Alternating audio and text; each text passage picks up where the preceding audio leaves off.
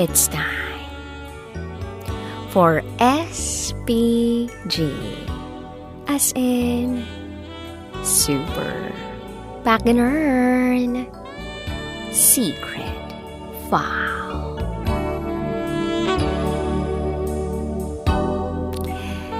Nilunok ko ang ano. Hi, DJ Rocky. Itago mo ako sa pangalang Tina.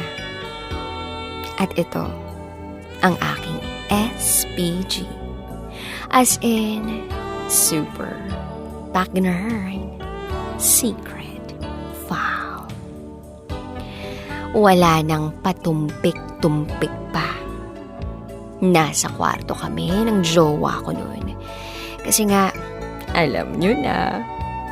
So, habang nag-uusap pa kami, meron na akong napansin sa kanya. Meron siyang tinga na nakaipit sa braces niya. Kakatapos lang namin kumain nun ng galunggong at munggo. Kaya understandable na lang na meron siyang tinga. So, hindi ko na lang sinabi sa kanya. Pero eto na nga. Lumipas ang ilang minuto, ay nag-LP na kami. Nang biglang, may naramdaman akong kung anong bagay sa bibig ko. Kakaloka! Oo, may iba akong nalasahan sa bibig ko. Yung tinga ni jowa, napunta na sa bibig ko. Nalalasap ko pa. Nararamdaman to ng dila ko na para bang kasing laki halos ng munggo. So ako naman, nag-isip ako, hindi ko alam kung patitigilan ko ba siya para iluwa yung tinga niya. Pero syempre, 'di ba, kahit anong pait o asim o tamis o kahit ano pa 'yan, titiisin mo kasi mahal mo, 'di ba?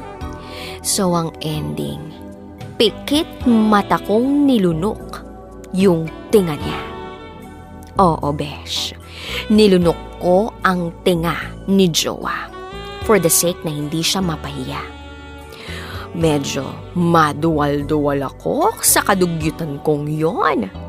Pagkalunok ko ng tinga, para bang may aftertaste pa na bulok ng ngipin, ewan ko ba? So matapos kong malunok ang tinga niya, ay nilunok ka rin ang ano niya.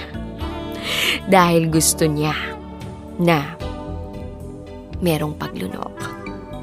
Pati pride ko nga nilulunok ko para sa kanya. Pero na-realize ko, matapos ang ilang buwan, ay hindi pala worth it ang paglunok ko sa tinga niya at sa ano niya dahil ipinagpalit niya ako sa iba.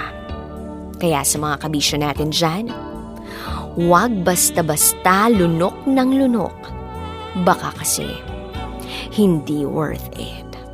Muli, ako si Tina na lumunok ng tinga ng jowa pero ipinagpalit pa rin sa iba.